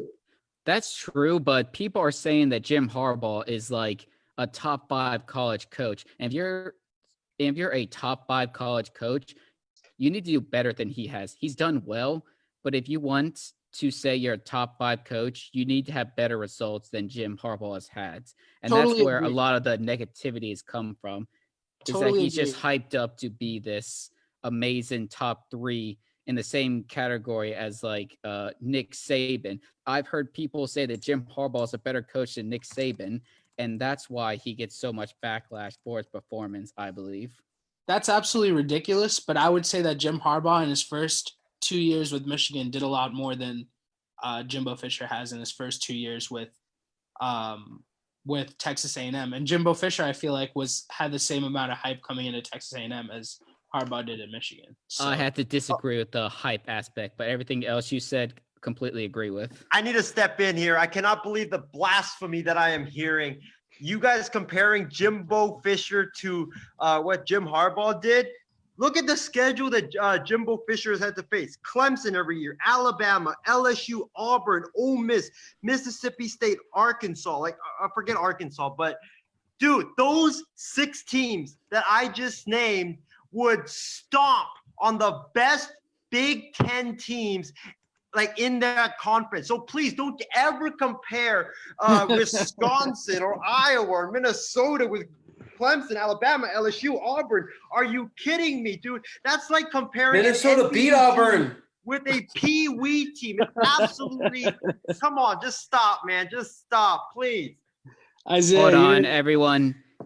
Don't be upset with Isaiah. He's just upset that Iowa absolutely destroyed his USC Trojans in the bowl game. He's still a little salty about that. So just yeah, he's upset. This is why he's exhibiting some Big Ten hate. Yeah, and also his Georgia Bulldogs choke harder than anyone I've ever seen. They make Michigan look clutch. Isaiah, in Oregon's 2016, Ducks won the Rose in Bowl, 2016, sorry, in 2016, Michigan beat 49-10 a Penn State team that later won the Big Ten. They beat a Wisconsin team that was ranked number 8 when they played them. They also played Ohio State that was ranked number 2 at the shoe. And then in their bowl game, they played Florida State and Jimbo Fisher that was number 10. And So they had Ohio State by the throat too. Yeah, are you telling me with their that backup quarterback? Are you telling me that, I agree that, this year's A&M schedule may have been a little bit more difficult than Michigan's schedule, but Michigan won 2 more games. So Michigan was able to beat Penn State 49-10, a team that won the Big Ten over Ohio State that year. They were able to beat them 49-10. What was A&M's signature win last year? What was their best win last year? They lost. They had to play this top-heavy schedule, dude. Clemson, defending national champion. Alabama, we know what they're up to. LSU, Joe Burrow, national title. Yeah. We got you, Isaiah. We're just saying that we expected A&M to perhaps upset Auburn, for example. Maybe just beat an Auburn, right? Georgia. They just need one of those games. They just need to win one of those games. Literally, you go 8-4 or even 9-3. That's, like I said, much different conversation, but they didn't win any difficult game, and that's why we are criticizing what Texas A&M did this year. Yes, they had a hard schedule, but they lost every single difficult game. Win even one of those, and we'll give you some more slack. But until then, he did beat LSU with Joe Burrow, though. He did. Okay, so overall, as a group, we're gonna go with a C. Let's move on to the next topic. We're running a little low on time. Yeah. One last thing I want to say before we end this topic. Well, you said that 20 times. Okay, but I'll let you go ahead. For all the quarantine chats, like fam out there that are listening, the SEC will always be more superior than any Big Ten team. No, shut it down. Shut it down. This year, the SEC is going to be cooked by the Big Ten. That's a Stephen H. Wayne guarantee right there. All right. Anyway, let's move on to the next topic over here. We're going to jump back into some basketball talk. This is one of Trevor and Isaiah's favorite talking points right here, topics. And that is Yao Ming, the other dude that brought basketball to Asia and China. He, back in 2007, had a rumor going around that he would join the Los Angeles Lakers. Had Yao Ming joined Kobe, Bynum, and Derek Fisher, how many titles do you think the Lakers would have won with that team? Well, I'll go first on this. So the other day, this is how this topic came about. So the other day, I heard from like a radio. I was listening to a podcast or whatever. Forget the guy's name. And he mentioned that back in 2007, the Houston Rockets nearly traded Yao Ming to the Los Angeles Lakers. So if the Lakers do the deal for Yao, that means Pau Gasol definitely wouldn't be a Laker. So you would have Fisher, Kobe, Yao, and Bynum. I say they win 3 titles. I think they would have lost in 2007 to 08 to the Celtics that first year because they need to get their chemistry. I think they would have definitely beaten Orlando because, come on, Yao Ming and Andrew Bynum, you've got a 7'6" big man and a 7'1" big man. Like, they would be there to get all the rebounds. Orlando would be easy. That's one right there. And then you have Boston, KG and Perkins against Yao and Bynum. Come on, Yao and Bynum would absolute molly whoop KG and Perkins. And then you have Kobe. I think Kobe and Yao would have worked really well, like Anthony Davis and LeBron James. And then for 2011, this one was the real tricky one because, like, obviously you guys know the Lakers lost to the Dallas Mavericks, right? So 4-0. Swept. Yeah, they got swept. But I was thinking about this. So I really do think, because Pau Gasol that series had a terrible series.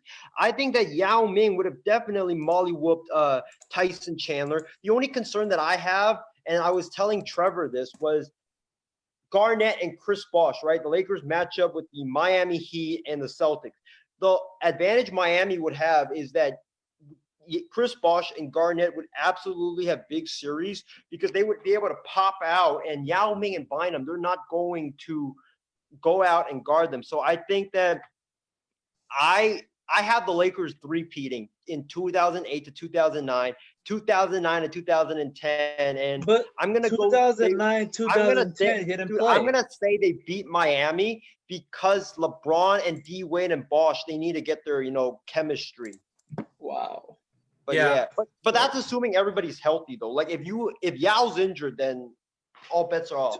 Okay, Isaiah's called out his titles. 2008, he played 55 games. 2009, he played 0 games. 2010, he played 5 games. Yao Ming was always hurt, man. Yeah. I said this on the Fan Response podcast with Steven. I think Steven made this point. Due to the injury concerns, you can't really say they would have won more, but I think it's completely fair to say they would have won the same amount. They would have won those 2 championships. Or one less. Maybe not the same 2 years, but maybe one earlier, but 2 championships for sure. And it would have been 5 total titles for Kobe. I totally agree with that. Let's make the assumption here that if Yao Ming played on a better team, maybe he would get less of a load put on him so that he wouldn't be as injured as frequently. I don't see him beating the Miami Heat, first of all, because I think in the fast break game, LeBron James and Dwayne Wade would absolutely dominate that Lakers team. Kobe was too old to keep up with them. Fisher was too old to keep up with them. They would run the fast break and they would dominate. They'd have that two-way game, and then along with Bosh to help them out, they would kill. Because remember, the Miami team was elite on the fast break.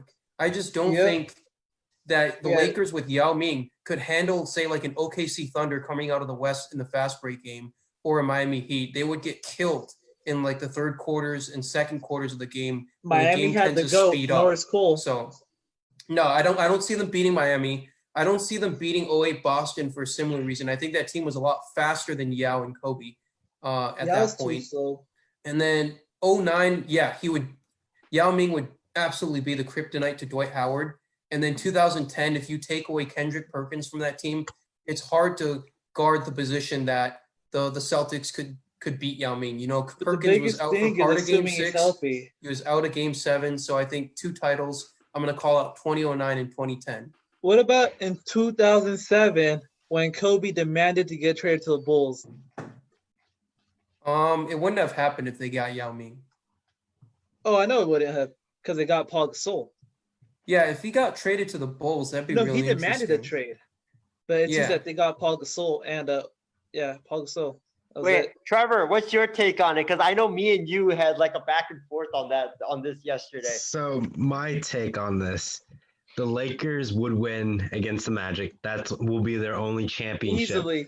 And that's All it. the other ones, it's rough because the West was basically you had the Spurs dynasty. The Warriors were starting to like vamp up slowly. So you have like the three range slowing develop. You have what else you have in there? I forget. There's a team that's skipping me. The West was a war zone. They had the Grizzlies. Yeah, OKC and like Grizzlies. with the Grizzlies, it's like Yao Ming, Kobe wouldn't be able to get that far. All those I feel series, hell like. no. The Grizzlies, the Mavs. So it's just like putting into that perspective. Yes, let's say the Lakers did end up going to face Boston in 2010. I feel like Boston would still be able to dominate them. The East has always been weak. And then when you get to like the Heat dynasty, it's like the Heat by hands down.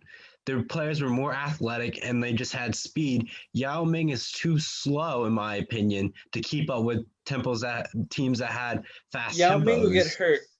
Yeah, And I it's could just, picture like, unreliable in that sense. I could picture a team like OKC or Miami doubling Yao, right?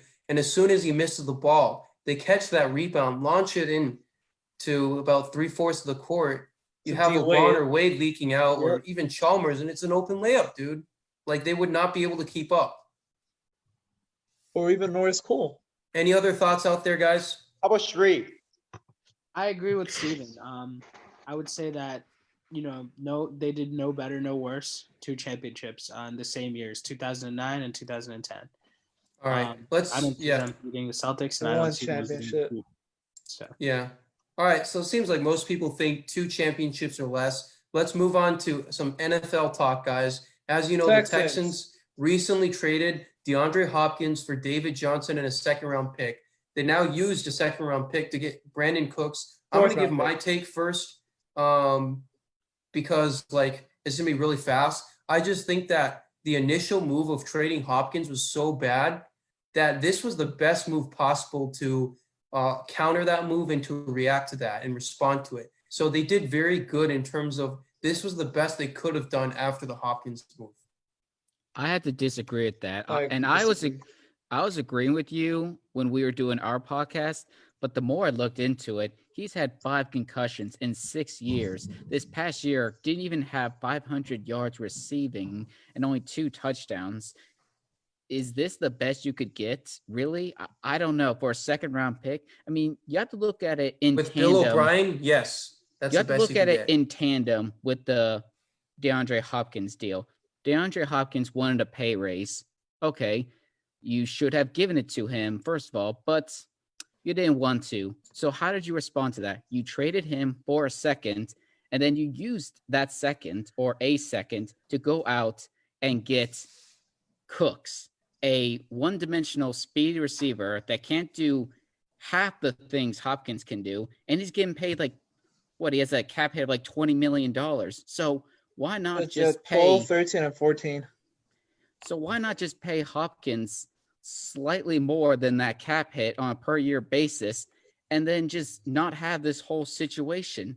It's ridiculous. They could only get a second for DeAndre Hopkins, a top 3 wide receiver, but a wide receiver in decline with a concussion history, they had to give up a second. It just shows you how terrible the Texans are, and specifically Bill O'Brien is, at being the GM. He cannot leverage or use leverage to get value for his players and then falls victim to the first offer of any team.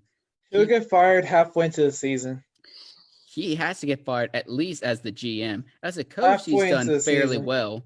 As a coach, he's done fairly well because his team's made the playoffs a bunch of times. So you can't fault him as a coach too much. But as a GM, it is atrocious. He is a laughingstock of a GM, and it is just ridiculous. You should have just paid Hopkins, but since you didn't, you should have gotten more for him.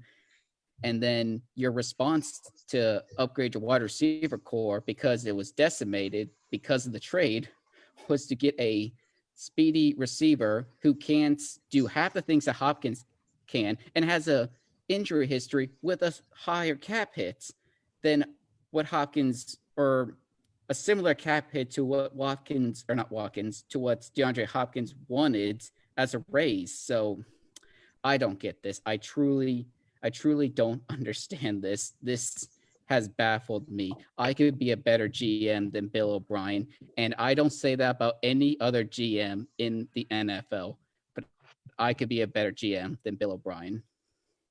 But the Texans have always been relevant. Couldn't have said any better, Ryan.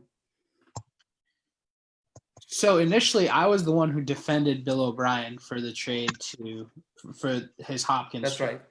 A few weeks back. And I'm going to stick with that position. I think that there's something going on here with DeAndre Hopkins that we don't understand as fans. He is not that we Antonio never Brown. understand. I think that there was some issues there with him, and that's why they got rid of him. I don't think he's an Antonio Brown though. I mean, I don't know. He's not Antonio Brown, but who knows what happened in the locker room or what was going on. I think this move was honestly just to appease Deshaun Watson. Deshaun Watson probably had 1 foot out the door. I mean, I don't blame him, right? Now 2 feet out the door. Yeah, exactly. I'll say he should have all his feet out the door after this move. And he's Take his ass to the Patriots. trying to get someone to salvage whatever He's still goodwill the Patriots. that Deshaun Watson has towards the team. No, Deshaun Watson should go to the Chargers. We all know this. No.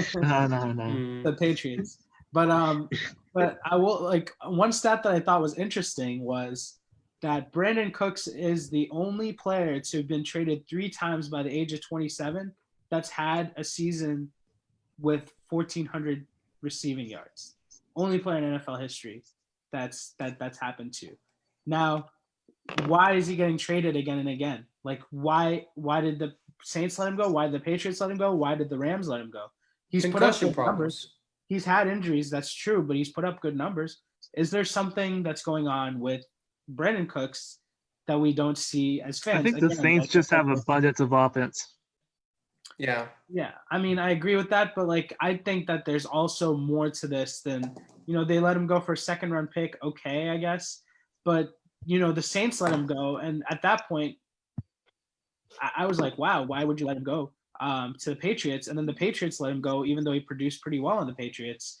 So I think that, they may be replacing one player that they had issues with another player with the injury issues and with, him getting traded so often that they may face issues with in the future. So I don't like the move. I think that when I initially supported Bill O'Brien, it was about the team chemistry and, he wants to have the right players to compete. And now he brings in someone like Brandon Cooks and, and like Ryan said, at a similar cap hit to what DeAndre Hopkins was asking for. And I'm just shaking my head right now. And, what did he get for DeAndre Hopkins? Basically, he got Brandon Cooks and David Johnson. Now, that's definitely a downgrade in my opinion. And I really don't understand the move, even as I kind of understood, his decision to trade DeAndre Hopkins away. So, yeah, I think I agree with you guys' sentiment as with him as a GM. I don't think that, he knows what he's doing. Yeah, you have to look at it like this. So DeAndre Hopkins, say he walks into Bill O'Brien's office and he's like, I want a raise.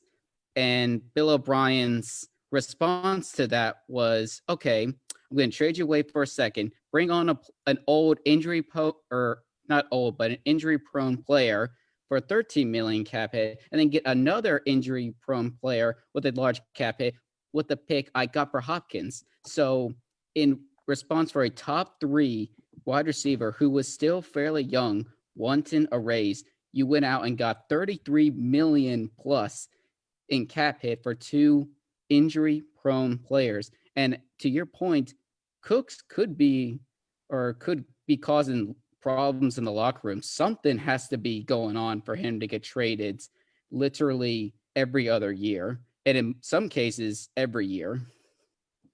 Okay, yeah, and Cooks's concussion problems are well documented. It's really what it has prevented him from being a long-term staple at a team. So that's part of the reason he's been traded. But to counter Shree's point, how do we not know, or how do we know that there isn't some kind of internal conflict with Deshaun Watson. He's looking around and he's seeing all of this trading going on and Hopkins leaving the team. And he's like, what the hell's going on? You know, like if I'm going to stay with the Texans, you got to get me a weapon back in exchange for Hopkins leaving. Maybe that's something that was going on. I would Maybe. just say if I was Hopkins, I would ask for a trade and then sit back and laugh when they can only get like a second round pick for Hopkins. All right. Yeah, and if I were Not Hopkins, Watson.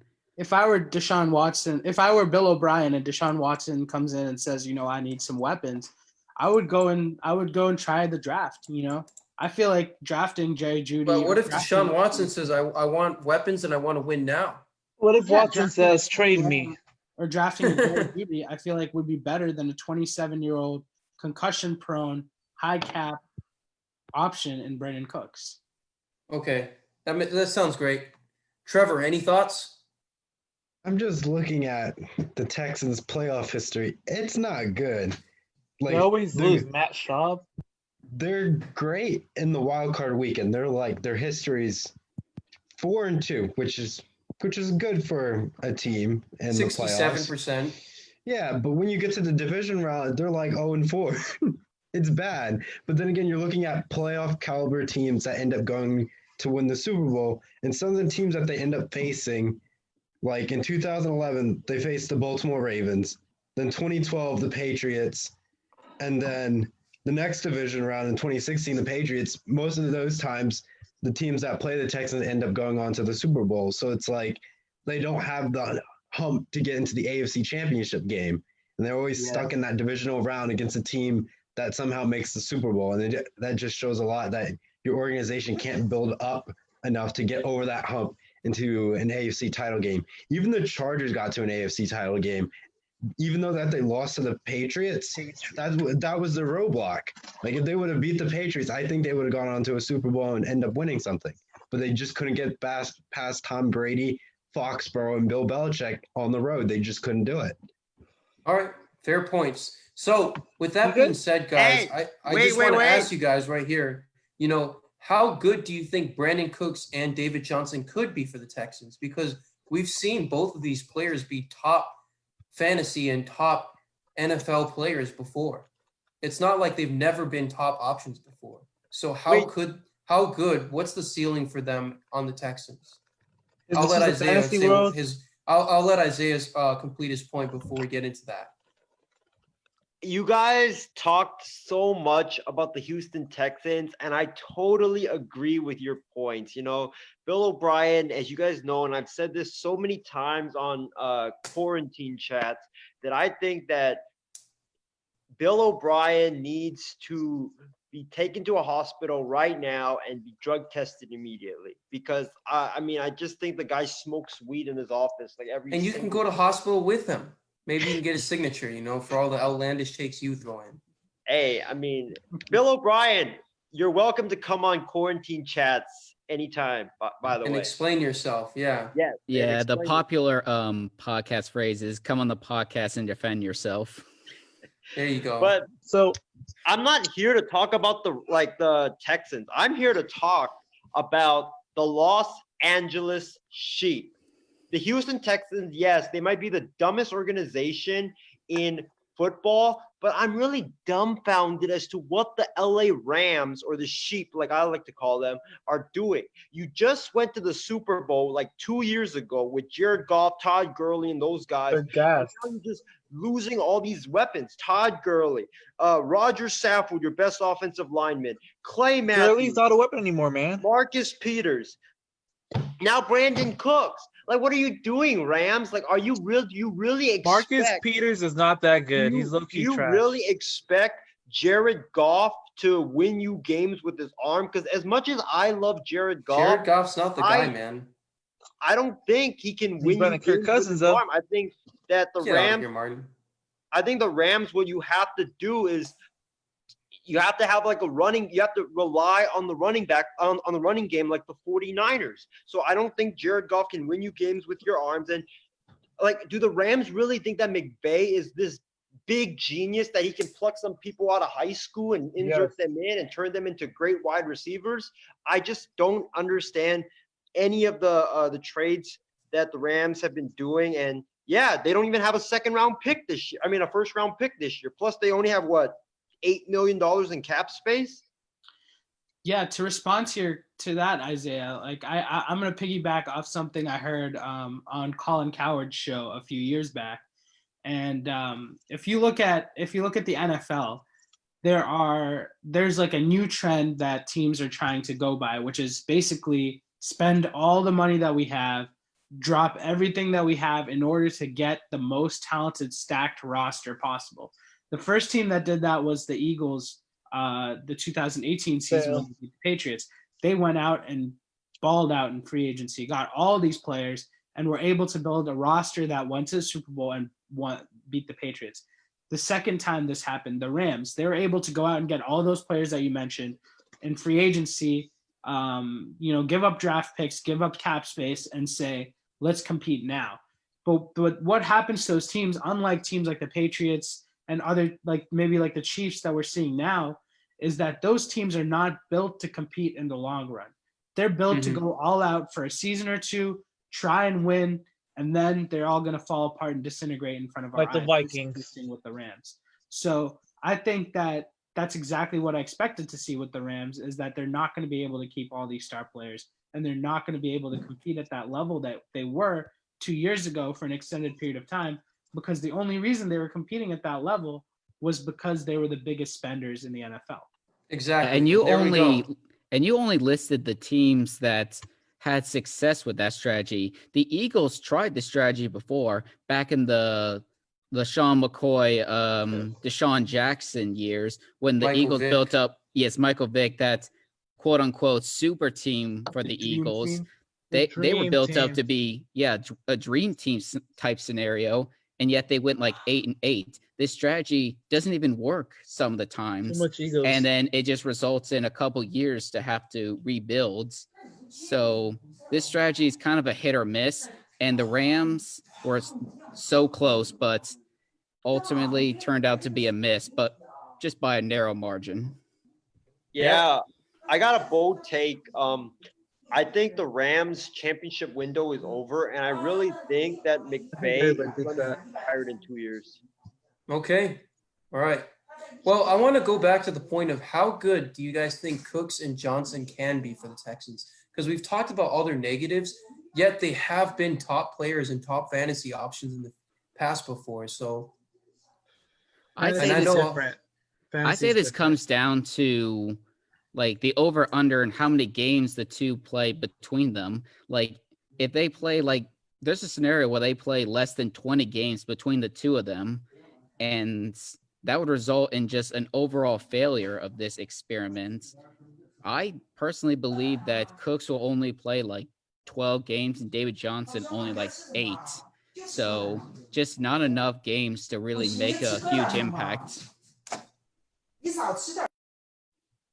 Yeah, I mean, it all depends if they stay healthy or not, like, Agreed. I don't know, because David Johnson, how many games has he played the last, 2 years? And also, Brandon Cooks, this guy is one more concussion away from having to retire, because there's no way you can play on if you have 6 concussions. So I don't know. It just depends, like, if they stay healthy.